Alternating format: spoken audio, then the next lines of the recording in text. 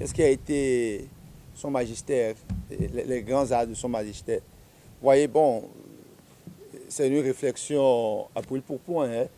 Ce n'est pas très systématique. D'ailleurs, sa théologie n'est pas systématique non plus. Donc j'évoquais que certains soulignent qu'il n'a pas de théologie, certainement entendue comme doctrine systématique élaborée. D'autres théologiens éminents, devenus éminences, se sont aussi appliqués à en dégager des as, des bribes de sa théologie. Et personnellement, je pense que les deux approches ne se contredisent pas. Le premier point que je voudrais relever de sa théologie, c'est que nous ne trouvons pas une théologie systématique, mais nous trouvons des fragments théologiques, des pièces théologiques. Pas des théologies en pièces, mais des pièces théologiques. Pas des théologies fragmentées, mais des fragments théologiques. Et donc, ce sera le premier point que je vais évoquer, c'est les fragments théologiques. Le deuxième point, c'est le discernement pastoral et théologique qu'il a essayé d'incarner. Et le troisième point de sa théologie, c'est son rêve de réformateur. Alors, si nous commençons avec le tout premier point, les fragments théologiques, vous voyez, il est venu après un grand théologien, un théologien, comme on le dit, au laser, dont lui-même a reconnu la pertinence des idées théologiques, et qui est un dogmaticien, un systématicien.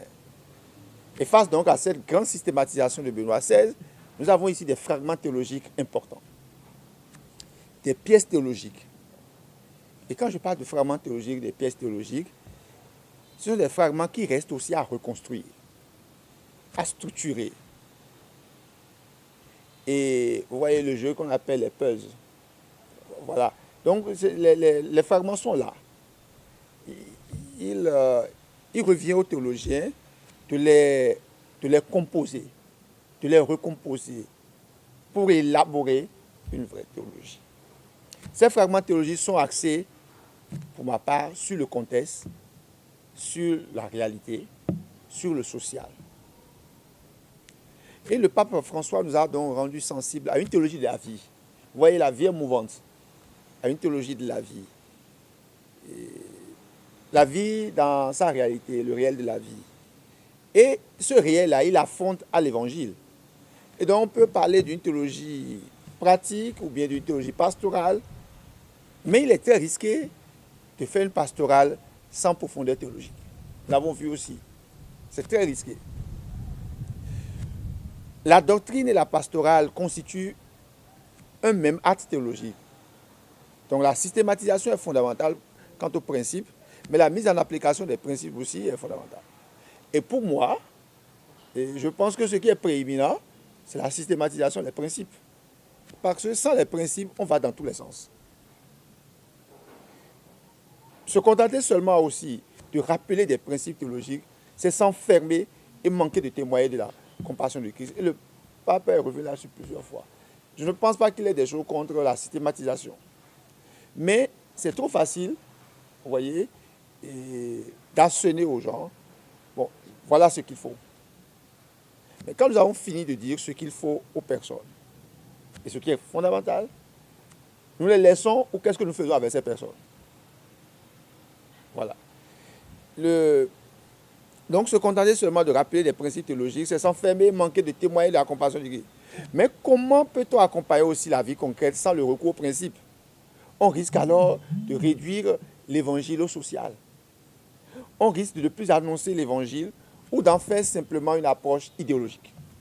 Et c'était des risques. Vous voyez, donc, c'était important de relier les deux. Donc, l'approche pastorale, et cela est l'approche pastorale du dogme. Nous l'avons depuis le Concile Vatican II avec Jean 23. Et Benoît XVI l'a rappelé dans Afritimonus. Le pape François, par son ministère, par sa vie, c'est-à-dire imprimé par son charisme jésuite, a mis l'accent sur la dimension pastorale très sociale de la théologie. Vous voyez, il va parler par rapport à la mission, par exemple, il va dire il faut aller vers les périphéries existentielles. Mais tout en allant vers les périphéries existentielles, nous n'allons pas négliger le centre.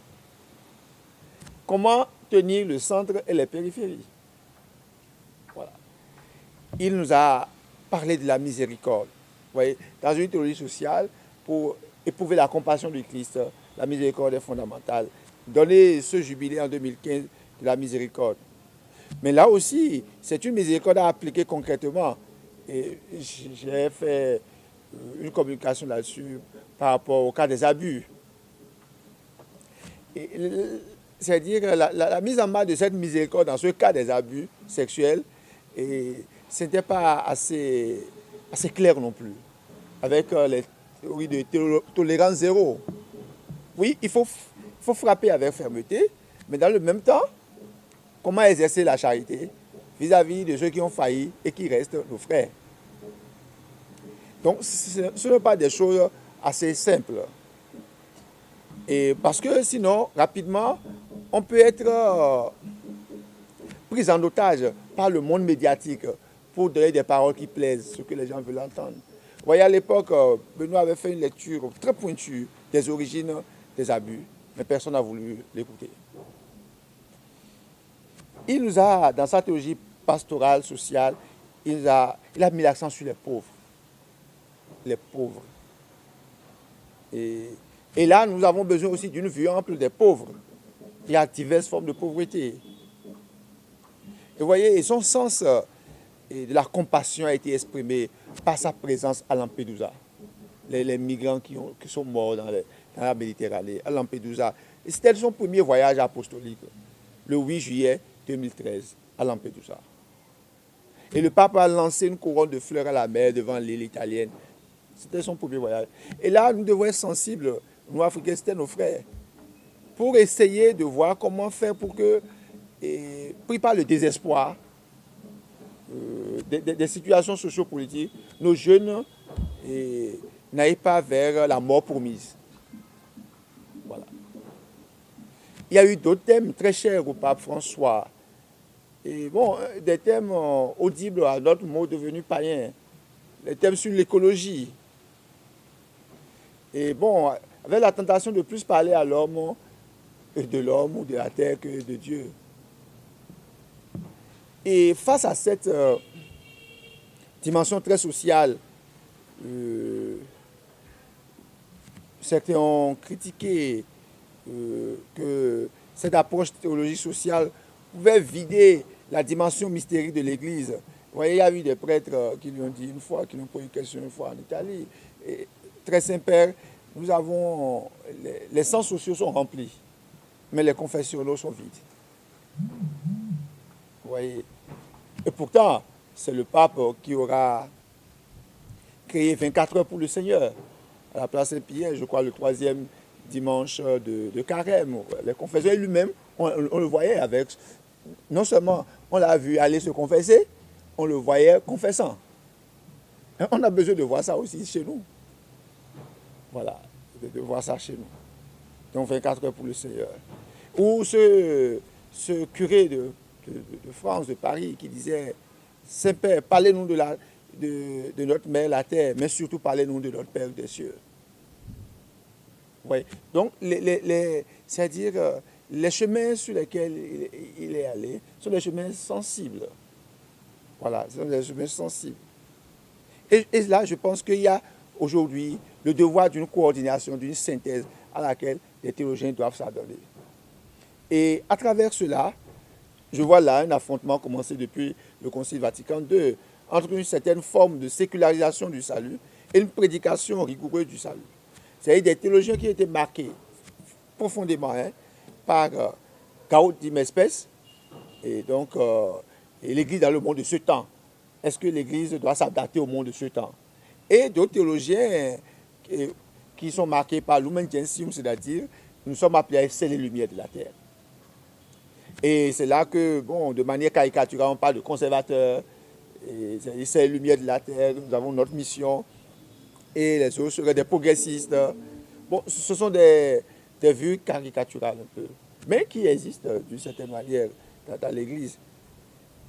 Les deux arts ont besoin de se raconter. Je pense qu'on n'a même pas assez fait la synthèse de Lumen Gentium et de Gaudium Spes. Voilà. Et un autre aspect important comme fragment de sa théologie, c'est le rapport entre le local et l'universel, entre la réalité et l'idée. C'est-à-dire, le pape nous a rendus sensibles au contexte. Mais comment être sensible au contexte tout en ayant une parole pour tout le monde? Pour ne pas enfermer la théologie, pour ne pas enfermer la parole de Dieu dans des contextes. Vous voyez. Et il a dans son premier document, exhortation apostolique post-synodale de 2013, il a parlé de la joie de l'évangile. Et là, il va dire que la réalité est tout simplement, l'idée s'élabore. Et oui, on peut sentir une certaine prééminence de la réalité sur l'idée chez lui. Et il parlera de la parole qui s'incarne par les œuvres de justice et de charité. Mais il ne faut pas oublier que l'idée précède et oriente la réalité. L'idée précède et oriente la réalité. Donc, voilà ce que j'ai appelé un peu les fragments. Ces fragments théologiques. Et voilà. Comme pasteur de l'Église universelle, il doit avoir une parole pour l'Église universelle. Mais tout en ayant la parole pour l'Église universelle, comment nous faisons et nous tenons compte des contextes, mais sans fragmenter la théologie. Nous avons connu ça avec Fiducia Supplicans, où il y a eu levé de bouclier. Et on peut revenir là-dessus par rapport à la vision africaine. Parce que les gens qui sont levés le plus, c'est l'épiscopat africain.